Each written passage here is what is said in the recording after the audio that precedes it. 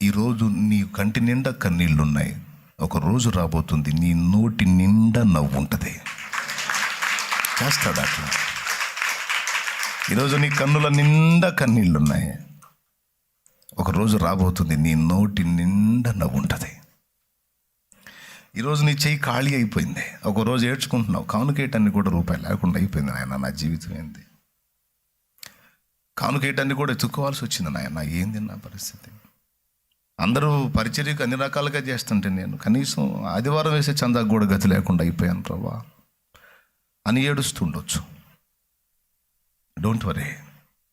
2 చేతులతో నువ్వు దేవుని పనికే కాదు, దీనులకు సహాయం చేయటానికి నీకు శక్తి కలుగుతుంది. ఇస్తాడు ఆయన. ఎలా అన్న క్వశ్చన్ వేయకూడదు. పాపం ఎలా అనొద్దు. ఎలాగైనా చేస్తాడు నా దేవుడు అనుకో. పసిబిడ్డలాగా అనుకో. అలా నమ్మిన వారి ఎడలని దేవుని బలమైన కార్యాలు జరుగుతాయి. ఈరోజు నీకే ఉద్యోగం లేకుండా, నీకే బ్రతుకు తెరువు లేకుండా ఇబ్బంది పడుతున్నావు. ఇది కూడా చెప్తున్నా, గుర్తుపెట్టుకో, గుర్తు రాసుకో. 10 మందికి నీవు పని కల్పించడానికి దేవుడు నీకు కృప చూపుతాడు. విశ్వాసం ఉంటే రాసి పెట్టుకో, డేట్ వేసుకో, రాసి పెట్టుకో. అది నెరవేరిన నాడు దేవుని కృతజ్ఞతలు చెప్పు. కానీ జరిగిద్దనే కన్ఫర్మేషన్ కోసం నేను చెప్తున్నా ఈ మాట. అంతే. మనుష్య మాత్రుడే మాటలంటే రాయొద్దు, వదిలేసే. దేవుడు నాతో మాట్లాడుతున్నా, డౌట్ ఇది, నాకు ఆన్సర్ ఇచ్చాడంటే రాసుకో. 10 మందికి అంటే అనేకులకు నీవు ఉపాధి కల్పించినట్లు, అన్నం పెట్టడానికి, అన్నం దొరకడానికి, కుటుంబాలు బతకడానికి నువ్వు ఆధారం అవుతావు. నా దేవుడు చేస్తాడు. శామ్యూయల్ చేస్తాడు.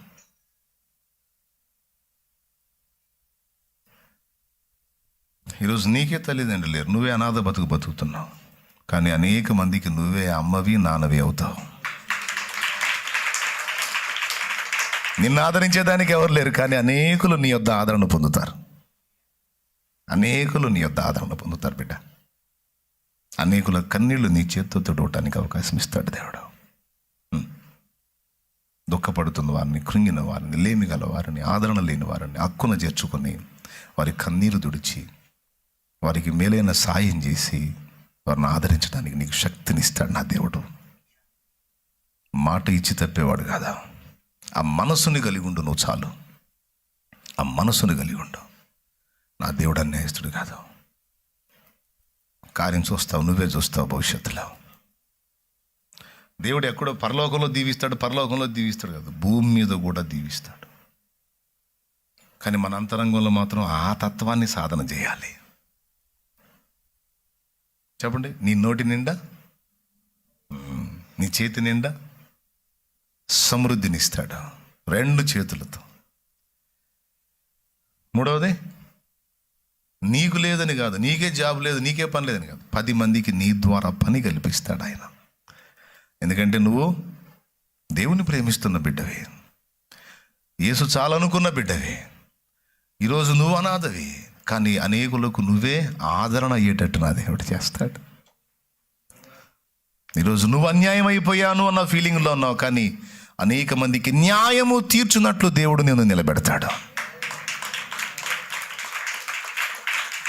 నువ్వే అనేకులకు న్యాయము తీర్చే స్థితిలో నిన్ను నిలబెడతాడు దేవుడు.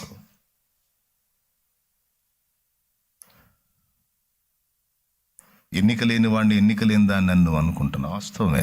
అది అదేన మనసు నీకు ఉండాల్సిందే. సమాజం కూడా నిన్ను అలానే అనుకుంది. డోంట్ వరీ అంటుంది. Don't worry. ఫ్యామిలీ అలానే అంటుంది. Don't worry. ఈ మాటలని నువ్వు పడ్డావు కదా, అప్పుడు దేవుడు అంటాడు, రైట్, నేను ఇప్పుడు నిన్ను ఎన్నుకున్నాను రా అంటాడు ఆయన. నిన్నే ఎన్నుకున్నాను రా. ఊరుగా ఇంట్లో జల్లలేదు, నేను వీధిలో జల్లలేదు, నాకు నేనే జల్లలేదు, నువ్వు రా అంటావేమయ్యా నన్ను. చల్లలేదనేది నీకు అర్థమైందిగా? అర్థమైంది. ఎప్పుడు అర్థమైంది? ఇప్పుడు రా. వాళ్ళ ఎదుట నేను నిన్ను గనపరుస్తారమ్మంటాడు. దావీదును అలానే హెచ్చించాడు. పైన 7 ఉంటే పైన 6 ఉన్నారండి. 6 ఎవరైనా ఊహించగలరా సమూయేలు తైలం తీసుకొచ్చి దావీదు మీద పోస్తాడని? వాళ్ళ నాన్న కన్న తండ్రి అనుకోలేదండి దావీదు మీదికి తైలం వచ్చిందని. సమూయేలు గారు వస్తున్నాడని తెలిసి కూడా గొర్రెలకు పంపించాడు. కబురు వచ్చేసింది దైవజనుడు వస్తున్నాడని. దైవజనుడు వస్తున్నప్పుడు అందరూ ఉండాలి.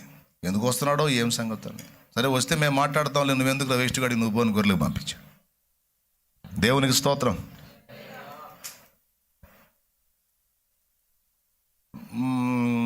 ఆరుగురు ఉన్నారు. వచ్చాడు, పెద్దవాడిని, రెండోవాడిని, మూడోవాడిని పిలుస్తున్నాడు. ఎదురు నిలబడుతున్నారు. దేవా ఇతనేనా, పక్క పంపించు. కాదు. నాలుగోవాడు, దేవా ఇతనే, పక్క పంపించు. ఐదోవాడు, ఇతనే, పక్క పంపించు. ఆరోవాడు, ఇతనే, పక్క పంపించు. దేదనైనా అందరిని పంపించి ఇంకెవరు ఉన్నారు కనుక్కో. యెషయి, అయ్యా నీ కొడుకులు మొత్తం వీళ్ళేనా, ఇంకెవరన్నా ఉన్నారా అంటే ఇంకనూ కడసారి వాడు ఉన్నాడండి. మరి వాడిని ఎక్కడ పెట్టా అంటే వాడు చిన్నోడు, బాలుడు, వాడు అభిషిక్తుడిగా ఉండడానికి తగడేమో అని గొర్రెలకు పంపించాను. బాగా ఏడిచినట్టు పిల్లవాయా, గొర్రెలుగా మేపుకుంటా ఉన్నాడు. ఒకడు పోయి పిలిచాడు, రేయ్ నీకు తెలీదా ప్రవక్త వచ్చాడు మీ ఇంటికే. అవునా, సంతోషం. మీ ఇంటికి వచ్చాడని చెప్పడానికి నేను వచ్చింది, నేను రమ్మంటున్నాడంట అన్నా. అన్నెందుకు, మా నాన్న లేకపోతే ప్రవక్త మీ నాన్నకి చెప్పాడంట, మీ నాన్న నేను తీసుకొని రమ్మన్నాడు తొందరగా. నన్ను ఎందుకబ్బా, మనకేం తెలుసు కదా. ముందు వెళ్ళాడు. అమాయకంగా నడుచుకుంటూ వస్తున్నాడు మధ్యలోకి. అల్లంత ఉండగానే దేవుడు మాట్లాడు, అద్దుగో నేను కోరుకున్నాడు వస్తున్నాడు. నేను కోరుకుని వాడితాడు. నేను కోరుకున్నా సమయంలో నీ కొమ్మును తైలముతో నింపో, వెళ్ళి వాని మీద పోయి. దేవునికి మహిమ. తనకి లేదు, ఎప్పుడు లేదు ఆ ఫీలింగ్.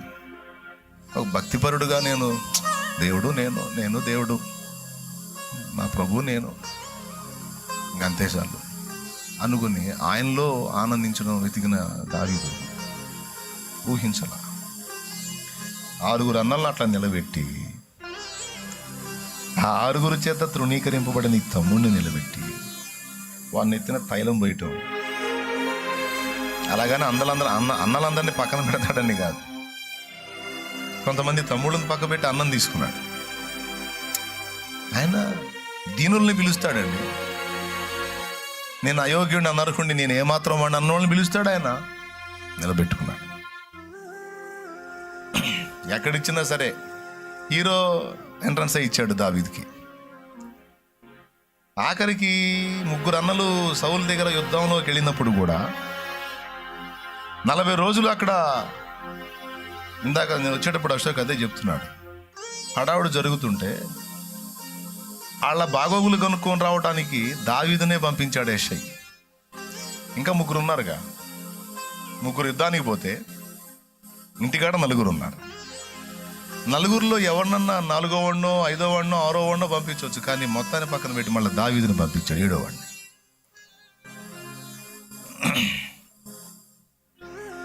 అసలు ఎలాంటి ఎంట్రన్స్ అంటే అది సూపర్. అక్కడ అంతమంది సైన్యం వల్ల కాలేదు. వాడేమో సవాలు విసురుతున్నాడు. రైట్ టైంలో దావీదుని ఎంటర్ చేశాడు దేవుడు. అంటే తన దాసుణ్ణి ఘనపరచడానికి, తన దాసుణ్ణి అక్కడ ఎంటర్ చేయడానికి ఎంత హడావుడి సృష్టించాడో చూడు దేవుడు. దేవునికి స్తోత్రం కలుగును గాక. ఆయన ప్రవేశాన్ని హైలైట్ చేయడానికి నాకు అదే అనిపిస్తుంది. హీరో పని చేయాలంటే నీ తర్వాతనే దేవా. దేవునికి స్తోత్రం.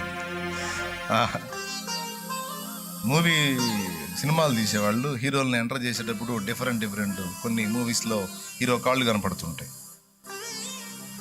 కాళ్ళే కనపడుతుంటాయి, మొహం లేదా వీడికి అన్నట్టు. కానీ జీవం గల దేవుడు తన దాసుని ఎంటర్ చేసేటప్పుడు దానికోసం 40 రోజుల పాటు అక్కడ హడావుడి. ఏం ఎంట్రన్స్ అండి. తర్వాత దావీదు ఎంటర్ అయ్యాడు. ఇవన్నీ నేను ఎందుకు చెప్తున్నానంటే, దేవుణ్ణి ప్రేమించేవాడిని దేవుడు ప్రేమిస్తాడు, దేవుణ్ణి ఘనపరచ వెతికేవాడిని దేవుడు ఘనపరుస్తాడు, దేవుణ్ణి ఇష్టపడి దేవుడే కావాలనుకున్న వాటికి దేవుడు తోడై ఉండి వెనువెంట సహకారుడై ఉండి విజయాన్ని ఆపాదిస్తాడు, అనుగ్రహిస్తాడు. ఈరోజు మీరందరూ దేవుణ్ణి ప్రేమించేవాళ్ళు, దేవుణ్ణి కోరుకున్నవాళ్ళు, దేవునికి ఇష్టడైన వాళ్ళు, ఇష్టరాండ్రైన వారు. ఇంకా ఏమైనా లోపాలు ఉంటే సరిదిద్దుకోండి, సరి చేసుకోండి. విశ్వాస విషయంలో బలహీనలై ఉంటే ఇకనన్నా మారు మనసు పొంది విశ్వాసంలో కొంచెం స్థిరంగా ఉండడానికి ప్రయత్నం చేయండి.